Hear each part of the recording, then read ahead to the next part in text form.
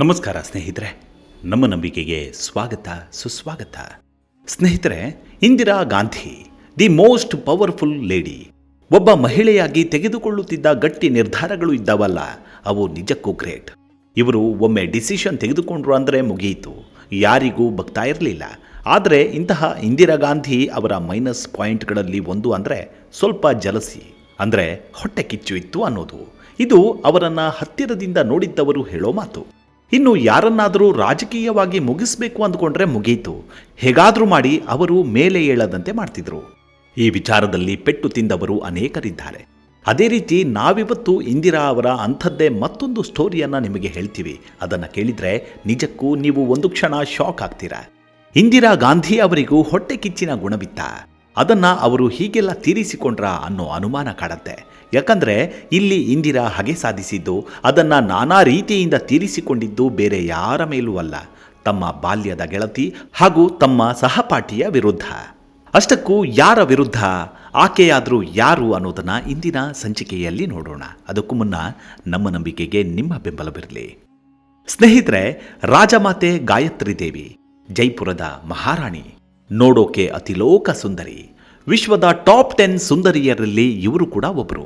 ಅಷ್ಟೇ ಅಲ್ಲ, ಭಾರತದ ರಾಣಿಯರಲ್ಲಿ ಮೋಸ್ಟ್ ಬ್ಯೂಟಿಫುಲ್ ಕ್ವೀನ್ ಅಂತ ಖ್ಯಾತಿ ಪಡೆದುಕೊಂಡವರು. ಜೊತೆಗೆ ಅಷ್ಟೇ ಸ್ಟೈಲಿಶ್ ಆಗಿದ್ದವರು. ಇವರು ಅದೆಷ್ಟು ಸೌಂದರ್ಯವತಿ. ಇನ್ನು ಮಹಾರಾಣಿ ಅಂದಮೇಲೆ ಕೇಳಬೇಕಾ, ನೀರಿನಂತೆ ಹಣ ಖರ್ಚು ಮಾಡ್ತಾ ಇದ್ರು. ಮದ್ಯ, ಸಿಗರೇಟು, ಸುತ್ತಾಟವೂ ಇದ್ವು. ಇವರು ಅಂದಿನ ಕಾಲದಲ್ಲೇ ಅದೆಷ್ಟು ಫೇಮಸ್ ಆಗಿದ್ರು ಅಂದರೆ, ಇವರ ಬಗ್ಗೆ ಲಂಡನ್ ಪತ್ರಿಕೆಗಳು ಹಾಗೂ ಮ್ಯಾಗಝಿನ್ಗಳು ಪುಟಗಟ್ಟಲೆ ಬರೆಯುತ್ತಿದ್ವು. ಅಂತಹ ರೂಪವತಿ ಗಾಯತ್ರಿ ದೇವಿ. ಅಷ್ಟಕ್ಕೂ ಈಕೆ ಹುಟ್ಟಿದ್ದು ಲಂಡನ್ನಲ್ಲಿ. ಅದು ಯಾಕೆ ಗೊತ್ತಾ? ಈಕೆಯ ತಾಯಿ ಗರ್ಭಿಣಿಯಾಗಿದ್ದಾಗ ಸುಲಭ ಪ್ರಸವಕ್ಕಾಗಿ ಆಕೆಯನ್ನ ಲಂಡನ್ನ ಪ್ರತಿಷ್ಠಿತ ಆಸ್ಪತ್ರೆಗೆ ಕರೆದುಕೊಂಡು ಹೋಗಲಾಗಿತ್ತು. ಹೀಗೆ ಗಾಯತ್ರಿ ದೇವಿ ಅವರ ಜನನವಾಗಿದ್ದು ಲಂಡನ್ನಲ್ಲಿ. ಸರಿ, ಹಾಗಿದ್ರೆ ಇಂತಹ ಸೌಂದರ್ಯವತಿ ಶ್ರೀಮಂತ ಮಹಾರಾಣಿ ಇಂದಿರಾ ಗಾಂಧಿ ಅವರಿಗೆ ಹೇಗೆ ಸಹಪಾಠಿಯಾದ್ರು ಅಂತೀರಾ? ಅದು ಹೇಗೆ, ಎಲ್ಲಿ ಅಂದ್ರೆ, ರವೀಂದ್ರನಾಥ ಟ್ಯಾಗೋರರು ನಡೆಸ್ತಿದ್ದ ಶಾಂತಿನಿಕೇತನದಲ್ಲಿ. ಲಂಡನ್ನಲ್ಲಿ ಹುಟ್ಟಿದ ಈಕೆಯನ್ನ ಹೆತ್ತವರು ಶಿಕ್ಷಣಕ್ಕಾಗಿ ಶಾಂತಿನಿಕೇತನಕ್ಕೆ ಸೇರಿಸಿದ್ರು. ಇಂದಿರಾ ಗಾಂಧಿ ಬಗ್ಗೆ ಹೇಳಬೇಕಂದ್ರೆ ಅವರೇನು ಕಡಿಮೆ ಇರಲಿಲ್ಲ. ಆದರೂ ಗಾಯತ್ರಿ ದೇವಿ ಅವರ ಶ್ರೀಮಂತಿಕೆಗೆ ಹೋಲಿಸಿಕೊಂಡ್ರೆ ಇಂದಿರಾ ಗಾಂಧಿ ಅವರು ಅಷ್ಟೇನೂ ಇಲ್ಲ ಅನ್ನುವಂತಿದ್ರು. ಗಾಯತ್ರಿ ದೇವಿ ಆವತ್ತಿನ ಮಟ್ಟಕ್ಕೆ ಲಕ್ಸುರಿ ಕಾರಿನಲ್ಲಿ ತಮ್ಮ ಸೆಕ್ಯೂರಿಟಿಗಳ ಜೊತೆ ಬರ್ತಾ ಇದ್ರು. ಇದು ಎಲ್ಲರ ಕಣ್ಣುಗಳನ್ನು ಕುಕ್ಕುವಂತಿತ್ತು. ಇನ್ನು ಶಾಲಾ ದಿನಗಳಲ್ಲೇ ಇವರಿಬ್ಬರ ನಡುವೆ ಗುಂಪುಗಾರಿಕೆ ಇತ್ತು. ಒಂದಷ್ಟು ಮಂದಿ ಇಂದಿರಾ ಕಡೆ ಇದ್ರೆ ಮತ್ತಷ್ಟು ವಿದ್ಯಾರ್ಥಿಗಳು ಗಾಯತ್ರಿ ದೇವಿ ಜೊತೆ ಗುರುತಿಸಿಕೊಂಡಿದ್ರು. ಹೀಗೆ ಕಾಲ ಕಳೀತು. ಮುಂದೆ ಗಾಯತ್ರಿ ದೇವಿ ಅವರು ಉನ್ನತ ಶಿಕ್ಷಣಕ್ಕಾಗಿ ಲಂಡನ್ಗೆ ಹೊರಟು ಹೋದ್ರು. ಅಲ್ಲಿಗೆ ಅವರ ಮತ್ತು ಇಂದಿರಾ ಗಾಂಧಿ ನಡುವೆ ಇದ್ದ ಕಿಚ್ಚು ಆರಿತ್ತು.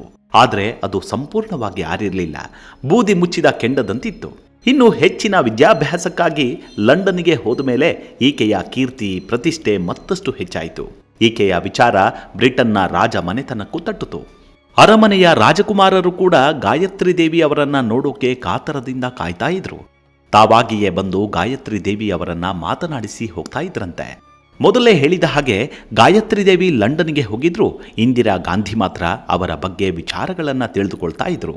ಕೆಲವೊಂದು ವಿಚಾರಗಳನ್ನು ಪತ್ರಿಕೆಗಳಿಂದ ತಿಳಿದುಕೊಂಡ್ರೆ ಮತ್ತೊಂದಷ್ಟು ವಿಷಯವನ್ನ ತಮ್ಮ ಆಪ್ತ ಬಣಗಳನ್ನ ಚೂ ಬಿಟ್ಟು ಕಲೆ ಹಾಕ್ತಾ ಇದ್ರಂತೆ. ಇನ್ನು ಗಾಯತ್ರಿ ದೇವಿ ಅವರಿಗೆ ಮನೆಯವರು ತಕ್ಕ ವರವನ್ನ ನೋಡಿ ಮದುವೆ ಮಾಡೋಕೆ ನಿರ್ಧಾರ ಮಾಡಿದ್ರು. ಆದರೆ ಆಗಿದ್ದೇ ಬೇರೆ. ಅದೇನೆಂದ್ರೆ, ಅಷ್ಟರಲ್ಲೇ ಇವರು ಜೈಪುರದ ರಾಜಮನೆತನದ ಸವಾಯಿ ಮಾನ್ಸಿಂಗ್ರ ಪ್ರೇಮ ಪಾಶದಲ್ಲಿ ಸಿಲುಕಿದ್ರು. ಸುಮಾರು 6 ವರ್ಷಗಳ ಕಾಲ ಇವರ ಪ್ರೀತಿ ಪ್ರಯಾಣ ಸಾಗಿತ್ತು. ಇದು ಮದುವೆ ಹಂತಕ್ಕೆ ಬಂದು ನಿಂತಾಗ ಹೆತ್ತವರಿಂದ ತೀವ್ರ ವಿರೋಧವಿತ್ತು. ಯಾಕಂದ್ರೆ ಸವಾಯಿ ಮಾನ್ಸಿಂಗ್ ಅವರಿಗೆ ಈ ಮೊದಲೇ 2 ಮದುವೆಯಾಗಿದ್ದು, ಜೊತೆಗೆ ಮಕ್ಕಳು ಕೂಡ ಇದ್ವು. ಆದರೆ ಗಾಯತ್ರಿ ದೇವಿ ಇದ್ಯಾವುದನ್ನು ಲೆಕ್ಕಿಸದೆ ಮನೆಯವರ ವಿರೋಧವನ್ನ ಕಟ್ಟಿಕೊಂಡೇ ಮದುವೆಯಾದರು. ಈ ವಿಚಾರ ಗೊತ್ತಾಗಿ ಇಂದಿರಾ ಗಾಂಧಿಯವರು ನಿಜಕ್ಕೂ ಅಚ್ಚರಿಪಟ್ಟಿದ್ದರಂತೆ. ಇಂತಹ ಗಾಯತ್ರಿ ದೇವಿ ಮದುವೆ ಹೀಗೆಲ್ಲ ನಡೆದು ಹೋಯ್ತಾ ಅಂತ. ಜೊತೆಗೆ ಹೊಟ್ಟೆಗೆ ಒಂದಷ್ಟು ಸಮಾಧಾನದ ನೀರನ್ನು ಹಾಕಿಕೊಂಡಿದ್ರಂತೆ. ಅಲ್ಲದೆ ಗಾಯತ್ರಿ ದೇವಿಯ ಬದುಕು ಅಷ್ಟೇ ಅಂತಾನೆ ಅಂದುಕೊಂಡಿದ್ದರಂತೆ. ಆದರೆ ಮುಂದೆ ಆಗಿದ್ದೇ ಬೇರೆ. ಅವರಿಗಿದ್ದ ಜನಪರ ಕಾಳಜಿ ಅವರ ದಿಕ್ಕನ್ನ ಮತ್ತೊಂದು ಕಡೆಗೆ ವಾಲಿಸಿಬಿಡ್ತು. ಆದರೆ ಅದು ಮುಳುವಾಗಿಯೂ ಬಿಡ್ತು. ಗಾಯತ್ರಿ ದೇವಿ ಮಹಾರಾಣಿಯಾಗಿ ಮೆರಿತಾ ಇದ್ರು ಅನ್ನೋದೇನೋ ನಿಜ. ಜೀವನ ಶೈಲಿ ಅದ್ದೂರಿಯಾಗಿದ್ದು ಸತ್ಯ. ವಿದೇಶಗಳಲ್ಲಿ ಖ್ಯಾತಿ ಪಡೆದುಕೊಂಡಿದ್ದು ಕೂಡ ಸುಳ್ಳಲ್ಲ. ಆದರೆ ಇದ್ಯಾವುದರ ಹಮ್ಮು ಬಿಮ್ಮೂ ಇರಲಿಲ್ಲ. ಅವರಲ್ಲಿ ಬಡವರ ಬಗ್ಗೆ ಅಂತಃಕರಣವಿತ್ತು. ಅವರಿಗೆ ಸಹಾಯ ಮಾಡುವ ಗುಣವಿತ್ತು. ಇದೆಲ್ಲವೂ ಅವರಿಗೆ ತಂದೆ ಹಾಗೂ ಅಣ್ಣನಿಂದ ಬಂದ ಬಳುವಳಿಯಾಗಿತ್ತು. ಈಕೆಯ ಅಣ್ಣ ಅದೆಷ್ಟು ಕರುಣಾಮಯಿ ಜನೋಪಕಾರಿಯಾಗಿದ್ದ ಅಂದರೆ ಜನರು ಯಾವಾಗ ಬೇಕಿದ್ರೂ ಅರಮನೆಗೆ ಬಂದು ಕಷ್ಟ ಹೇಳಿಕೊಳ್ಳಲು ಮುಕ್ತ ಅವಕಾಶ ನೀಡಿದ್ದ. ಇದೇ ಗುಣವನ್ನ ಇವರು ಬೆಳೆಸಿಕೊಂಡಿದ್ರು. ಒಂದು ಬಾರಿ ಪಶ್ಚಿಮ ಬಂಗಾಳದಲ್ಲಿ ಬರಗಾಲ ಬಂದಿತ್ತು. ಆದರೆ ಈಕೆಯ ಅಣ್ಣ ತೆಗೆದುಕೊಂಡಿದ್ದ ಮುಂಜಾಗ್ರತಾ ಕ್ರಮಗಳಿಂದ ರಾಜ್ಯಕ್ಕೆ ಅಂಥದ್ದೇನೂ ಬರತಟ್ಟಲಿಲ್ಲ. ಇದೆಲ್ಲವನ್ನು ನೋಡಿದ್ದ ಗಾಯತ್ರಿ ದೇವಿ ತಾವು ಜನಸೇವೆ ಮಾಡೋಕೆ ರಾಜಕಾರಣವನ್ನ ಸೇರಲು ಮುಂದಾದರು. ಈ ವೇಳೆ ಯಾವ ಪಕ್ಷ ಸೇರುವುದು ಅಂತ ನೋಡ್ತಾ ಇರುವಾಗಲೇ ಕಾಂಗ್ರೆಸ್ ಸೇರುವಂತೆ ಅನೇಕರು ಸಜೆಷನ್ ಕೊಟ್ಟರು. ಆದರೆ ಗಾಯತ್ರಿ ದೇವಿ ಅವರಿಗೆ ಇಷ್ಟವಾಗಲಿಲ್ಲ. ಇನ್ನು ಆ ಕಡೆ ಇಂದಿರಾ ಗಾಂಧಿ ಅವರಿಗೆ ಮೊದಲೇ ಗಾಯತ್ರಿ ದೇವಿ ಅಂದರೆ ಉರಿದು ಬೀಳ್ತಿದ್ರು. ಇದು ಅವರಿಗೆ ಇಷ್ಟವಾಗಲಿಲ್ಲ. ಹೀಗಿದ್ರೂ ಕೆಲ ನಾಯಕರು ಗಾಯತ್ರಿ ದೇವಿ ಪಕ್ಷಕ್ಕೆ ಬಂದರೆ ಆಗುವ ಅನುಕೂಲಗಳ ಬಗ್ಗೆ ಇಂದಿರಾ ಗಾಂಧಿ ಅವರಿಗೆ ಮನವರಿಕೆ ಮಾಡಿಕೊಟ್ರು. ಇದರಿಂದ ಇಂದಿರಾ ಒಪ್ಪಿಕೊಳ್ತಾರೆ. ಆದರೆ ಗಾಯತ್ರಿ ದೇವಿ ಮಾತ್ರ ಒಪ್ಪಿಕೊಳ್ಳಲಿಲ್ಲ. ಹೀಗಿರುವಾಗಲೇ ಸಿ ರಾಜಗೋಪಾಲಾಚಾರಿ ಸ್ಥಾಪಿಸಿದ ಶಾಸ್ತ್ರೀಯ ಉದಾರವಾದಿ ರಾಜಕೀಯ ಸಂಘಟನೆಯಾದ ಸ್ವತಂತ್ರ ಪಕ್ಷ ಇವರನ್ನ ಸೆಳೆಯಿತು. ಅದನ್ನ ಏಕೈಕ ನಿಜವಾದ ವಿರೋಧ ಪಕ್ಷ ಅಂದುಕೊಂಡ ಗಾಯತ್ರಿ ದೇವಿ 1960ರಲ್ಲಿ ಸ್ವತಂತ್ರ ಪಕ್ಷಕ್ಕೆ ಸೇರ್ತಾರೆ. ಅಲ್ಲಿಂದ ಇವರ ರಾಜಕೀಯ ಜೀವನ ಆರಂಭವಾಗುತ್ತೆ. ಮುಂದೆ 1965ರಲ್ಲಿ ಮೊದಲ ಬಾರಿಗೆ ಚುನಾವಣೆಗೆ ನಿಂತುಬಿಟ್ರು. ಇವರು ಅಭೂತಪೂರ್ವ ಗೆಲುವನ್ನು ಸಾಧಿಸಿಬಿಟ್ರು. ಲೋಕಸಭೆಗೆ ಎಂಟ್ರಿಯನ್ನು ಕೊಟ್ಟರು. ಮೊದಲೇ ಗಾಯತ್ರಿ ದೇವಿ ಇಂದಿರಾ ಗಾಂಧಿಯ ಆಡಳಿತ ವೈಖರಿ ಬಗ್ಗೆ ಆಗಾಗ್ಗೆ ಟೀಕೆ ಮಾಡ್ತಾ ಇದ್ರು. ಇನ್ನು ಸಂಸತ್ ಪ್ರವೇಶ ಮಾಡಿದ ಮೇಲೆ ಸುಮ್ಮನೆ ಇರ್ತಾರಾ ಹೇಳಿ? ಸಂಸತ್ನಲ್ಲಿ ಇಬ್ಬರ ನಡುವೆ ಜಟಾಪಟಿಯೇ ನಡೀತಾ ಇತ್ತು. ಒಂದ್ ಕಡೆ ಇಂದಿರಾ ಗಾಂಧಿ ಸರ್ಕಾರದ ನಡೆಗಳನ್ನು ಖಂಡಿಸ್ತಾ ಇದ್ರೆ, ಇಂದಿರಾ ಗಾಂಧಿ ಗಾಯತ್ರಿ ದೇವಿಯವರ ಖಾಸಗಿ ಜೀವನದ ಬಗ್ಗೆ ಟೀಕೆ ಮಾಡೋಕೆ ಶುರು ಮಾಡಿದ್ರು. ಅವರ ಐಷಾರಾಮಿ ಜೀವನದ ಬಗ್ಗೆ ಇಂದಿರಾ ಗಾಂಧಿ ಕುಟುಕೋಕೆ ಪ್ರಾರಂಭ ಮಾಡಿದ್ರು.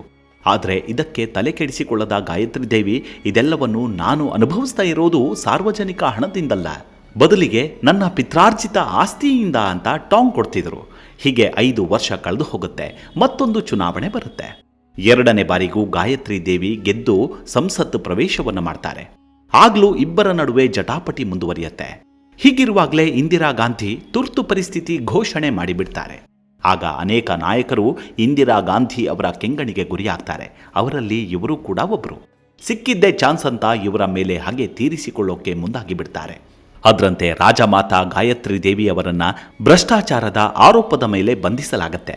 ಅಲ್ಲದೆ ಆದಾಯ ತೆರಿಗೆ ಇಲಾಖೆ ಸುಮಾರು $1,70,00,000 ದುಬಾರಿ ಆಭರಣಗಳನ್ನು ವಶಪಡಿಸಿಕೊಳ್ಳುತ್ತೆ. ಗಾಯತ್ರಿ ದೇವಿ ಜೈಲು ಸೇರಿದ್ರೂ ಅಲ್ಲಿ ಅವರನ್ನ ಅತ್ಯಂತ ಹೀನಾಯವಾಗಿ ಹಾಗೂ ನಿಕೃಷ್ಟವಾಗಿ ನೋಡಿಕೊಳ್ಳಲಾಗತ್ತೆ. ಹೆಗ್ಗಣಗಳು ಸತ್ತು ಬಿದ್ದಿರುವ ಸೆಲ್ನಲ್ಲಿ ಇವರನ್ನ ಹಾಕಲಾಗಿರುತ್ತೆ. ಅಲ್ಲದೆ ಹುಚ್ಚರು ಇರ್ತಾರೆ. ಕೆಲ ಹುಚ್ಚರಂತೂ ಇವರಿಗೆ ಕೊಡಬಾರದ ಹಿಂಸೆ ಕೊಡ್ತಾರೆ. ಇಟ್ಟಿಗೆಗಳಿಂದ ಹೊಡೆದು ಗಾಯ ಮಾಡ್ತಾರೆ. ಇಷ್ಟಾದರೂ ಜೈಲಿನ ಅಧಿಕಾರಿಗಳು ಗಾಯತ್ರಿ ದೇವಿಯವರನ್ನ ಬೇರೆ ಕಡೆಗೆ ಶಿಫ್ಟ್ ಮಾಡೋ ಕೆಲಸವನ್ನೇ ಮಾಡಲಿಲ್ಲ. ಚಿನ್ನದ ಮಂಚದಲ್ಲಿ ಮಲಗುವಷ್ಟು ಶ್ರೀಮಂತಿಕೆಯಲ್ಲಿ ಬೆಳೆದ ಗಾಯತ್ರಿ ದೇವಿಯವರಿಗೆ ಇದನ್ನ ತಡೆದುಕೊಳ್ಳೋಕೆ ಆಗಲ್ಲ. ರೋಗ ಆವರಿಸುತ್ತೆ. 3 ತಿಂಗಳಲ್ಲೇ 10 ಕೆಜಿ ತೂಕ ಕಳೆದುಕೊಳ್ತಾರೆ. ನೋಡಿ, ಗಾಯತ್ರಿ ದೇವಿ ಜೈಲು ಸೇರುವಾಗ ಅವರಿಗೆ 56 ವರ್ಷ ವಯಸ್ಸಾಗಿರುತ್ತೆ. ಈ ವಯಸ್ಸಿನಲ್ಲಿ ಇವರು ಇದನ್ನೆಲ್ಲ ಹೇಗೆ ಸಹಿಸಿಕೊಳ್ಳೋಕೆ ಸಾಧ್ಯವಾಗುತ್ತೆ? ಇದರಿಂದ ಸಾಕಪ್ಪ ಸಾಕು ಅನ್ನೋ ಮಟ್ಟಕ್ಕೆ ಇವರು ಬಂದು ಬಿಟ್ಟಿರ್ತಾರೆ. ಈ ವೇಳೆ ಇವರ ಹಿತೈಷಿಯೊಬ್ಬರು ಇಂದಿರಾ ಗಾಂಧಿಗೆ ಒಂದು ಕ್ಷಮಾಪಣಾ ಪತ್ರ ಬರೆದು ಬಿಡುಗಡೆ ಮಾಡುವಂತೆ ಕೋರಲು ಹೇಳ್ತಾರೆ. ಇದರಿಂದ ಒಲ್ಲದ ಮನಸ್ಸಿನಿಂದಲೇ ಗಾಯತ್ರಿ ದೇವಿ ಇಂದಿರಾ ಗಾಂಧಿಗೆ ಪತ್ರ ಬರೀತಾರೆ. ಪತ್ರ ನೋಡಿದ ಇಂದಿರಾ ಗಾಂಧಿ ಕಡೆಗೆ ನಾನೇ ಗೆದ್ದೆ ಅಂದುಕೊಂಡು ಗಾಯತ್ರಿ ದೇವಿ ಅವರ ಬಿಡುಗಡೆಗೆ ಆದೇಶ ನೀಡುತ್ತಾರೆ. ಜೈಲಿನಿಂದ ಬಿಡುಗಡೆಯಾಗಿ ಬಂದ ಗಾಯತ್ರಿ ದೇವಿ ಅವರಿಗೆ ಈ ಚುನಾವಣೆ ರಾಜಕಾರಣ ಸಾಕು ಅನಿಸಿಬಿಡುತ್ತೆ. ಸಕ್ರಿಯ ರಾಜಕಾರಣದಲ್ಲೇ ಇದ್ದುಕೊಂಡು ಪಕ್ಷಕ್ಕಾಗಿ ದುಡಿಯೋಕೆ ಶುರು ಮಾಡ್ತಾರೆ. ಅದರಲ್ಲೂ ಇಂದಿರಾ ಗಾಂಧಿ ಅವರ ಸಹವಾಸವೇ ಬೇಡ ಅನ್ನುವಂತಾಗತ್ತೆ. ಇದೆಲ್ಲದರ ನಡುವೆಯೇ ತಮ್ಮ ಮಲಮಗನಿಗೆ ಎಲ್ಲ ಪಟ್ಟದ ಜವಾಬ್ದಾರಿಯನ್ನು ವಹಿಸಿ ಬಿಡ್ತಾರೆ. ಈ ಮೂಲಕ ದೊಡ್ಡತನ ಮೆರೀತಾರೆ. ಶಾಲೆಯೊಂದನ್ನು ತೆರೆದು ಅಲ್ಲೇ ತಾವು ಶಿಕ್ಷಕರಾಗಿ ಕೆಲಸ ಶುರು ಮಾಡ್ತಾರೆ.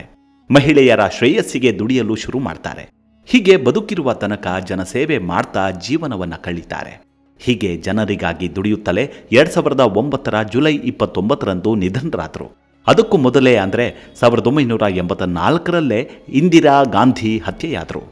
ಇಲ್ಲಿ ಒಂದು ವಿಷಯ ಏನಪ್ಪಾ ಅಂದರೆ, ಇಂದಿರಾ ಗಾಂಧಿ ತಮ್ಮ ವಿರುದ್ಧ ಮಾತನಾಡಿದವರನ್ನ ಬಿಡ್ತಾ ಇರಲಿಲ್ಲ ಅನ್ನೋ ಆರೋಪವಿತ್ತು. ಇದು ಗಾಯತ್ರಿ ದೇವಿ ಅವರ ವಿಚಾರದಲ್ಲೂ ಮುಂದುವರಿತು.